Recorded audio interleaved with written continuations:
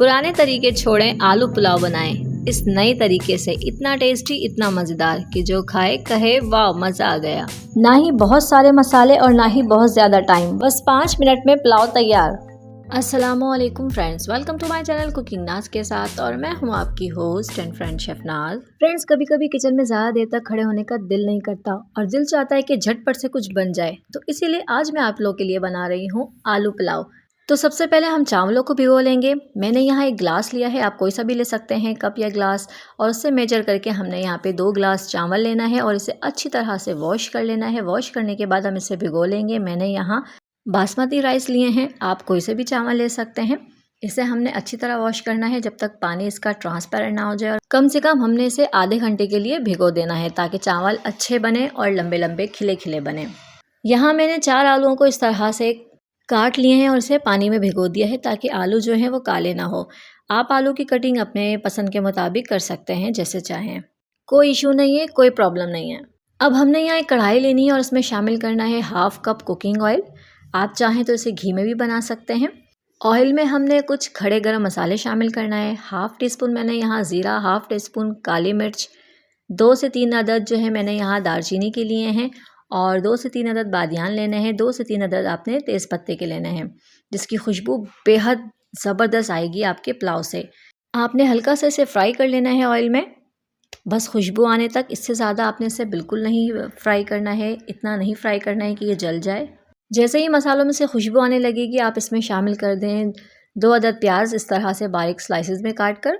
मसाले के साथ ही हम प्याज को भी फ्राई करेंगे। इसे हमने कोई कलर नहीं देना है, इसे हमने ब्राउन नहीं करना है, बस इसे हमने हल्का सा सौते करना है।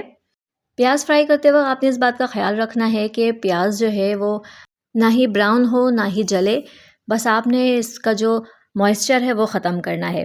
जैसे ही आपको फ़ील हो कि प्याज सॉफ्ट हो गई है, थोड़ी सी नरम हो गई है, पिंक पिंक सी हो गई है, इसका मॉइस्चर ख़त्म हो गया है, वैसे आपने इसमें शामिल कर देना है पिसी हुई हरी मिर्च और अदरक लहसुन का पेस्ट।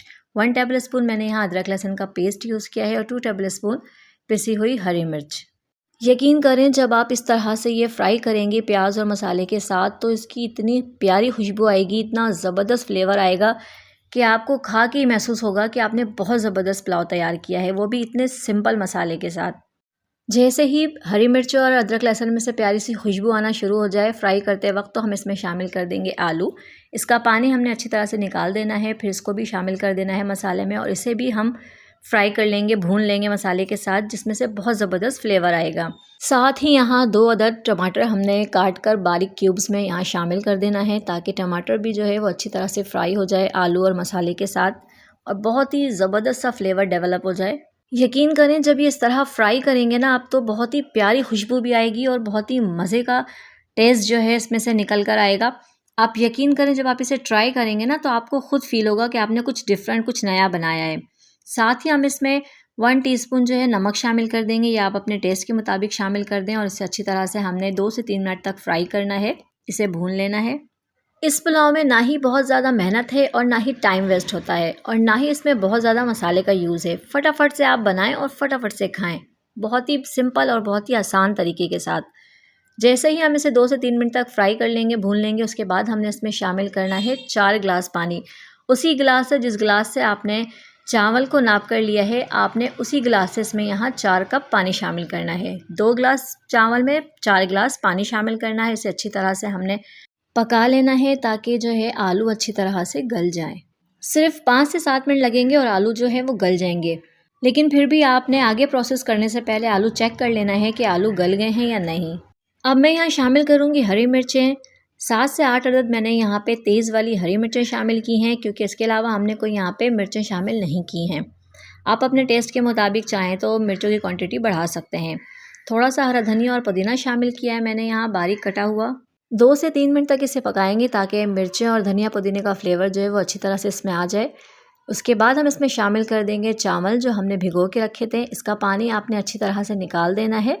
यहाँ हमने फ्लेम को हाई रखना है और हाई फ्लेम पे से अच्छी तरह से हमने कुक कर लेना है ताकि इसमें जो पानी है वो अच्छी तरह से पक जाए।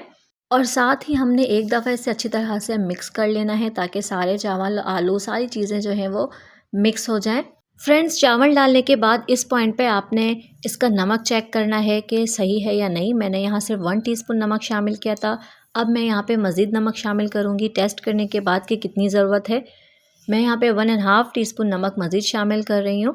आप अपने टेस्ट के मुताबिक नमक कम या ज़्यादा कर सकते हैं। एक बार हमने फिर इसे अच्छी तरह से मिक्स करना है ताकि नमक जो है पूरे चावलों में अच्छी तरह से मिक्स हो जाए।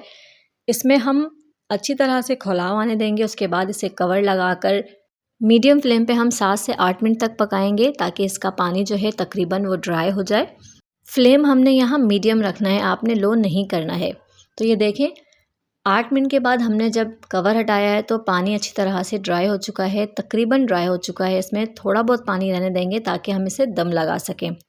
मैं यहाँ लेमन निचोड़ रही हूँ, हाफ़ लेमन शामिल कर रही हूँ। इससे चावल जो है वाइट और खिले खिले बनते हैं।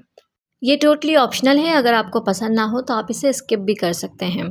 एक बार हमने फिर से अच्छी तरह से मिक्स कर लेना है ताकि सारी चीज़ें आपस में मिक्स हो जाएं। जब हम इसे अच्छी तरह से मिक्स कर लें, चावल को ऊपर नीचे कर लें, चला लें, तो उसके बाद हमने फिर से फ्लेम बिल्कुल लो कर देना है। दम वाले फ्लेम पे इसे रखना है और इसे कवर लगाकर 15 मिनट के लिए 15 मिनट के लिए हम इसे दम देंगे, लो वाले फ्लेम पे, दम फ्लेम पे। बीच में आपने इसका कवर नहीं हटाना है। 15 मिनट हो चुके हैं। उसके बाद मैंने थोड़ी देर के लिए इसे चूल्हे पे ही छोड़ दिया था ताकि इसका स्टीम जो है अच्छी तरह से निकल जाए। तो फ्रेंड्स देखें, माशाल्लाह से अल्हम्दुलिल्लाह बहुत ही शानदार, बहुत ही ज़बरदस्त, बहुत ही खुशबूदार आलू के पुलाव बनकर तैयार है। यकीन करें, ये खा के आपको मज़ा आ जाएगा। ये इतने ज़बरदस्त बनते हैं और बहुत ही क्विक बनते हैं। तो फ्रेंड्स, अगर आपको मेरी वीडियो पसंद आए तो इसे ज़रूर लाइक कर दिया करें। मेरी वीडियो को अपने फ्रेंड्स एंड फैमिली में शेयर भी कर दिया करें ताकि वो भी इससे फ़ायदा उठा सकें। और मेरे वो व्यूवर्स जो मेरे चैनल पर नए हैं, उन्होंने मुझे अभी तक सब्सक्राइब नहीं किया है तो मुझे जल्दी से सब्सक्राइब कर दें और साथ ही बेल आइकन को भी प्रेस कर दें ताकि मेरी हर नई आने वाली वीडियो की नोटिफिकेशन सबसे पहले आप तक पहुँचे, वो भी बिल्कुल फ्री में। यकीन करें, बहुत ही टेस्टी, बहुत ही शानदार, बहुत ही खुशबूदार, बहुत ही ज़बरदस्त पुलाव बनकर तैयार है। तो इसे ज़रूर ट्राई करें, एंजॉय करें और मुझे अपनी दुआओं में याद रखें।